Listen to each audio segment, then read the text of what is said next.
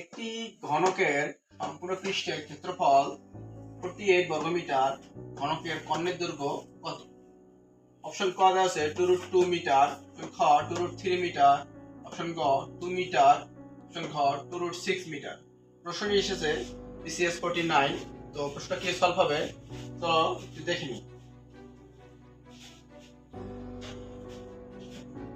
তো আমরা লিখব কি, দেওয়া আছে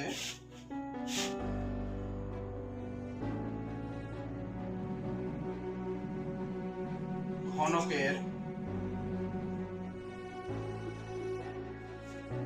সম্পূর্ণ পৃষ্ঠের ক্ষেত্রফল 48 বর্গমিটার। আমরা জানি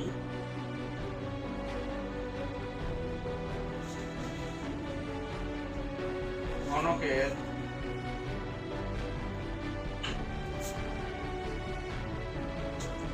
সম্পূর্ণ পৃষ্ঠের ক্ষেত্রফল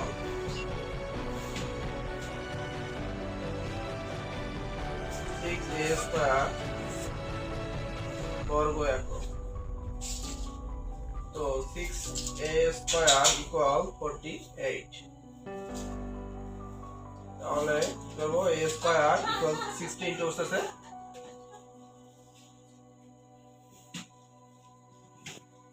48 / 6, a² = 8।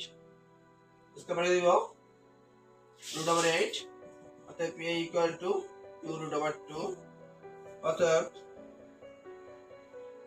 ঘনকের কর্ণের দৈর্ঘ্য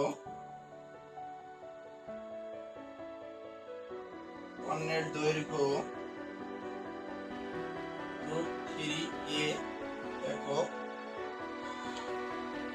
√3 এর মান আছে আমাদের এখানে 2√2